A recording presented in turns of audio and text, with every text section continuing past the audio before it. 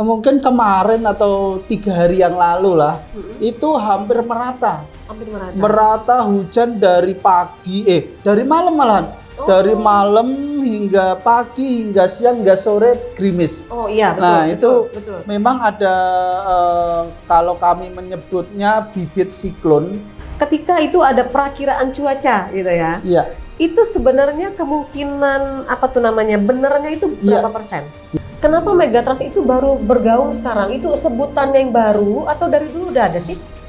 Sebenarnya udah lama Mbak, itu udah dari dulu. Tapi baru sekarang dia muncul? Enggak, sebenarnya setiap tahun, nanti tahun dulu muncul lagi. Karena itu sebenarnya kajian ilmiah yang dilakukan oleh para peneliti, kegempaan, para pakar-pakar itu bagaimana meneliti bahwasanya ini ada ancaman loh.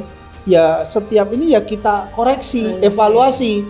Nah harusnya kan ranah konsumsinya para pakar aja lah. Iya. Ketika konsumsi para pakar kok jadi bahasa masyarakat seolah-olah menakutkan seperti itu. Karena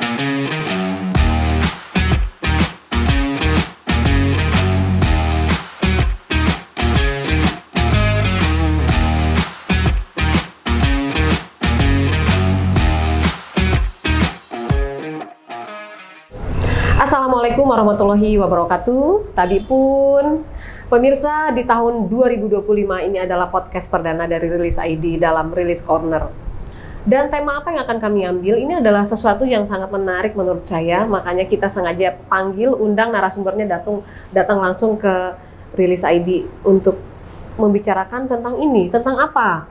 Pasti masyarakat Bandar Lampung dan sekitarnya atau Provinsi Lampung merasakan bahwa akhir-akhir ini hujan terlalu sering intensitasnya datang, pagi, sore, bahkan malam dengan durasi yang cukup panjang, ya.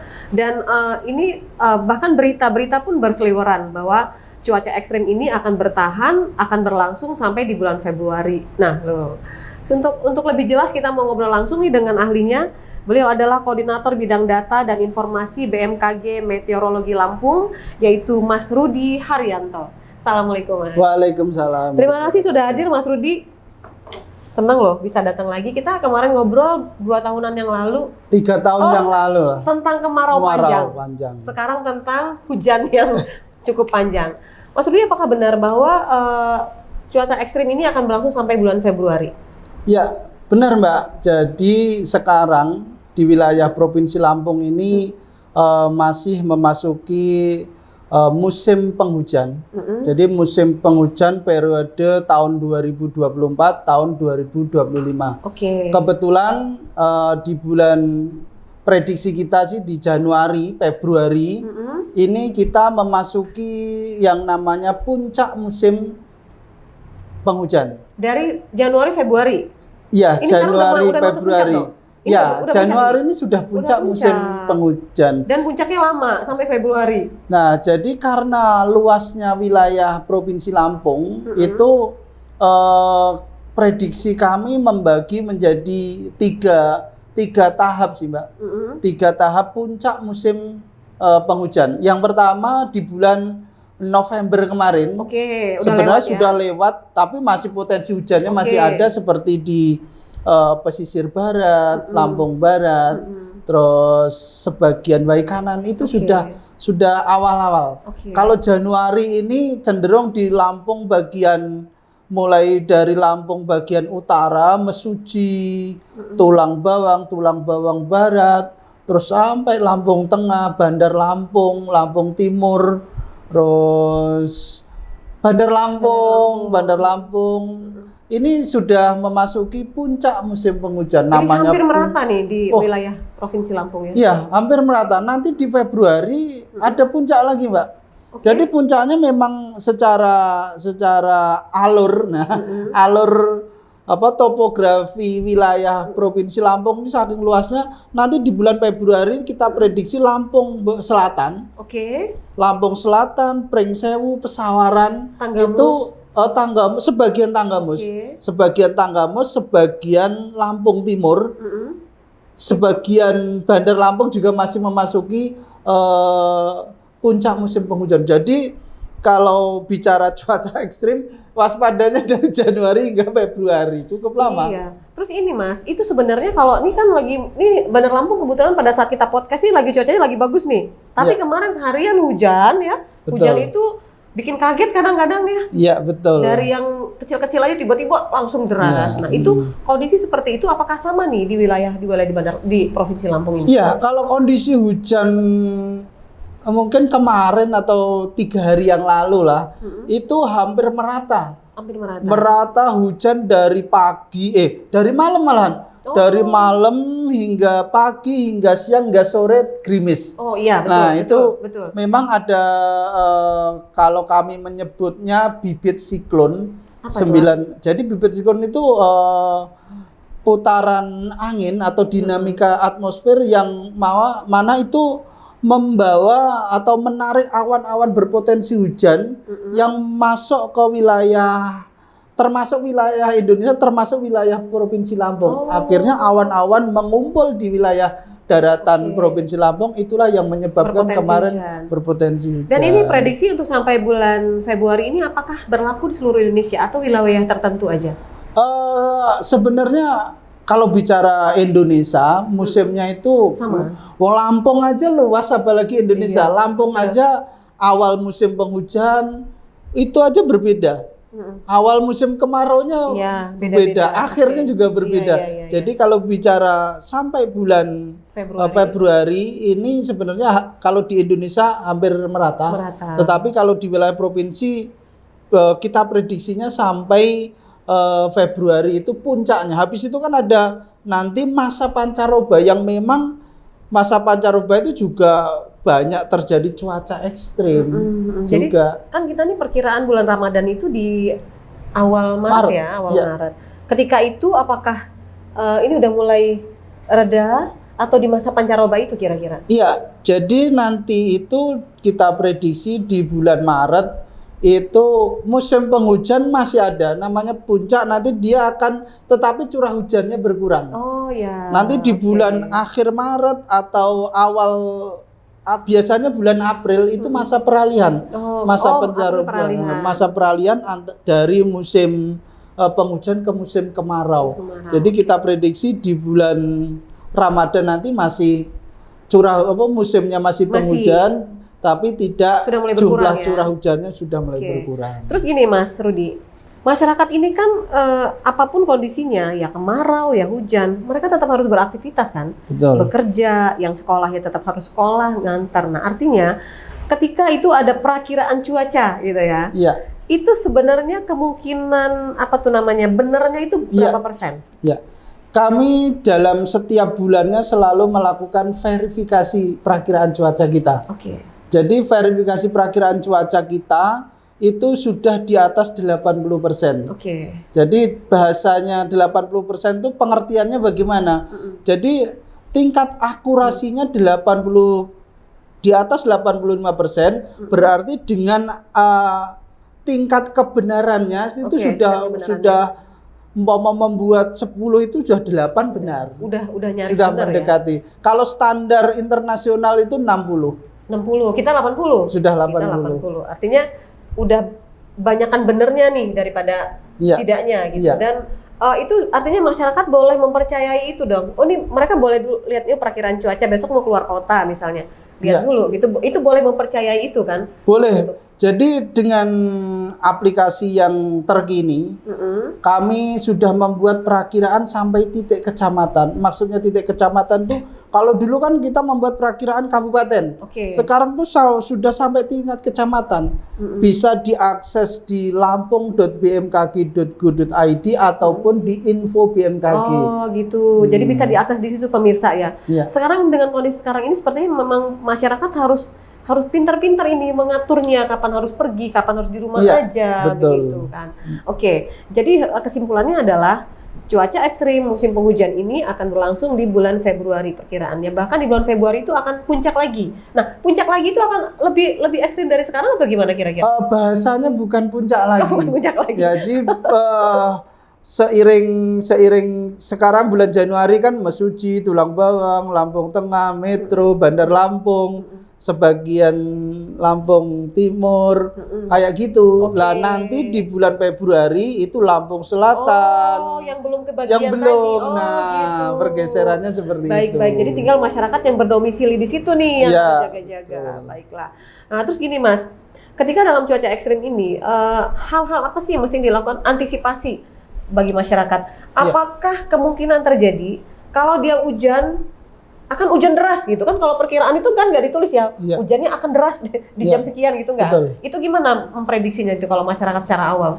Jadi kami melalui media sosial kami itu sebenarnya setiap ada potensi akan terjadi cuaca ekstrim, kami mengeluarkan namanya peringatan dini cuaca ekstrim yang kita share melalui media sosial kita @bmkg Lampung dan juga melalui WA group, channel WA, channel WhatsApp yang sudah kita buat yang anggotanya itu terdiri dari unsur masyarakat, stakeholder kebencanaan, pemerintah daerah, semuanya ada di situ. Jadi melalui informasi peringatan dini cuaca ekstrim yang kita keluarkan itu biasanya kami mengeluarkan 3 jam sebelum atau 3 jam sebelum ada kejadian hujan lebat disertai. Makanya dengan alat-alat yang ada sekarang, dengan alat yang sudah saya bilang canggih, dengan adanya radar cuaca, citra satelit, itu memudahkan para prakirawan kita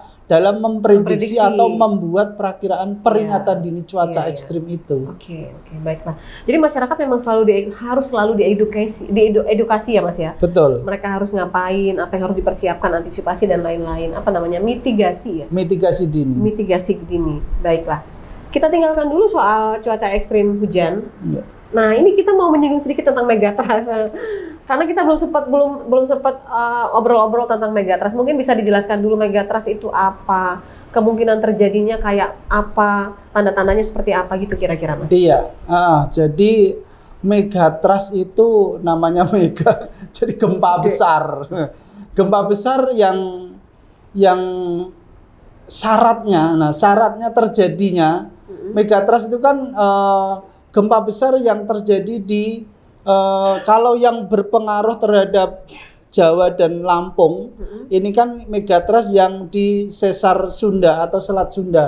Nah, jadi megatrust itu terjadinya syaratnya harus gempa dengan minimal 8,3 skala Richter. Baru akan terjadi megatrust. Terjadinya di lempeng Selat Sunda. Lempeng Selat Sunda itu meliputi Ya termasuk ya lempengnya kan ada di bawah laut. Jadi mekanisme terjadinya megatrust itu ketika lempeng yang ada di bawahnya, yang lempeng bumi paling bawah itu panjang dan lebar, nanti akan menyodok ke atas lempeng yang lebih dangkal. Nah, disitulah ketika ada sodokan ke atas, makanya timbullah gempa dengan syarat 8,3 skala Richter. Ketika terjadi gempa itu, air itu ibaratnya gitu. Jadi bisa menimbulkan tsunami. Sangat berpotensi tsunami ya kalau sudah. Oh, jadi megatrust itu adalah semburan itu ya? Dorongan tadi ya, itu? Tsunami. Kami bilangnya tsunami yang disebabkan oleh megatrust atau gempa besar dengan syarat itu. Kenapa itu sekarang digaung-gaungkan jadi omongan jadi seperti nakutin itu atau gimana tuh? Iya, sebenarnya bagi masyarakat mungkin perlu ada penjelasan dan edukasi melalui media seperti ini. Jadi megatrust itu sesuatu yang sebenarnya cukup kita sikapi, nggak perlu panik. Yang pertama, potensi megatrust, potensi ancaman terjadi bencana itu ada. Tetapi sampai saat ini, hari ini, kapan terjadinya gempa, di mana terjadinya kekuatannya berapa itu kan belum bisa diprediksi. Sehingga masyarakat dengan informasi megatrust itu menyikapinya dengan positive thinking aja. Bahwasanya itu loh ancaman. Tetapi yang perlu dilakukan, kita harus mitigasi dini secara pribadi. Contohnya, kita tidak dengan informasi-informasi yang akan terjadi gempa megatrust tanggal sini. Nggak perlu khawatir.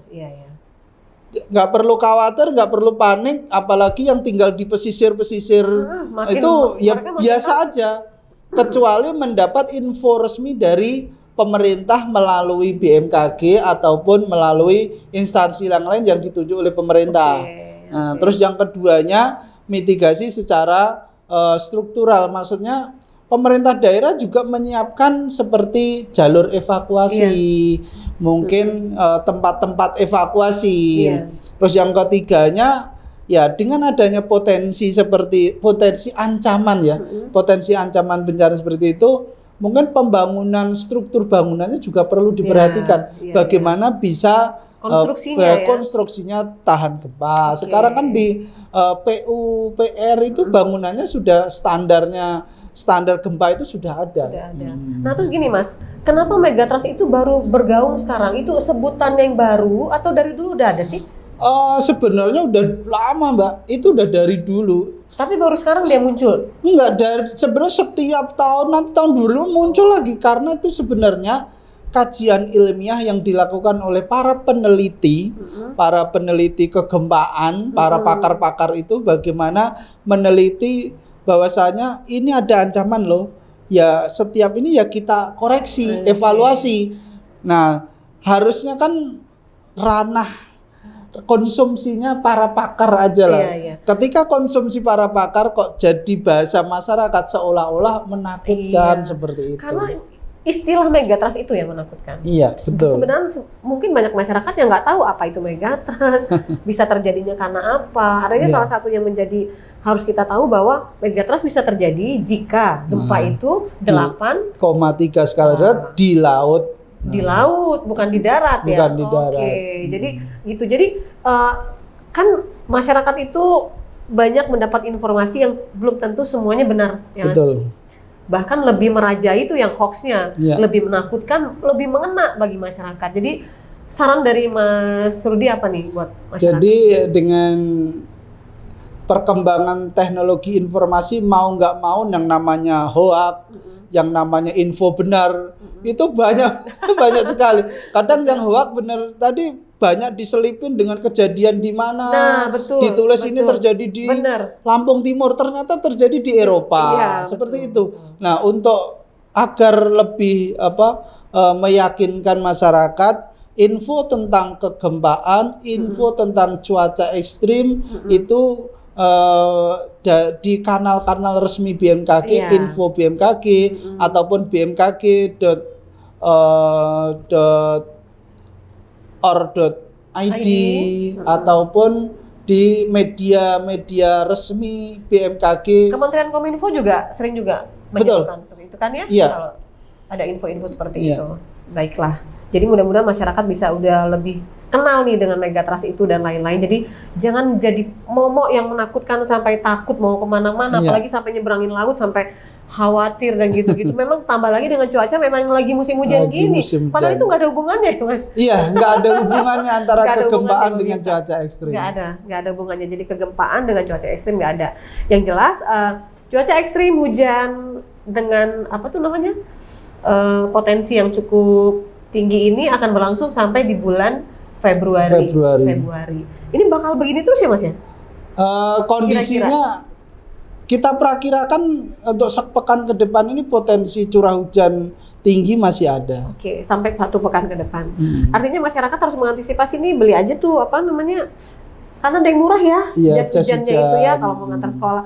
Jangan karena pede. Saya pernah kepedean terus nggak pakai jas hujan, tiba-tiba di perjalanan itu bikin kaget memang ya hujan itu tiba-tiba langsung deras. Oke, baiklah. Apalagi Mas Rudi sebelum kita closing apa yang mau disampaikan kepada masyarakat terkait dengan antisipasi cuaca ekstrim yang akan berlangsung masih sampai 1 bulan ke depan ini? Himbauan kami kepada masyarakat Provinsi Lampung menghadapi musim penghujan ataupun puncak musim penghujan ini, yang pertama waspada terhadap bencana hidrometeorologi, bencana yang disebabkan oleh air, khususnya air hujan seperti banjir, genangan, tanah longsor, banjir bandang, yang mungkin terjadi di wilayah Lampung bagian barat. Kalau banjir itu bisa di perkotaan, di Bandar Lampung, genangan hujan sedang aja di Bandar Lampung sekarang sudah mulai muncul banjir. Terus yang keduanya amankan kalau memang tinggal di rawan banjir ataupun rawan tanah longsor, masyarakat diimbau lebih waspada dan berhati-hati. Yang pertama, lakukan minimal jalur evakuasinya tahu. Saya harus lari kemana. Sebelum kejadian udah tahu. Sudah gitu ya? tahu larinya kemana. Yang kedua, mengamankan mungkin barang-barang yang apa? Istilahnya penting. Berharga. Dokumen-dokumen penting itu disiapkan dalam satu tas dan juga menyiapkan perlengkapan ketika terjadi bencana seperti dalam tas itu ada yang namanya makanan dan juga senter, istilahnya tas tahan bencana.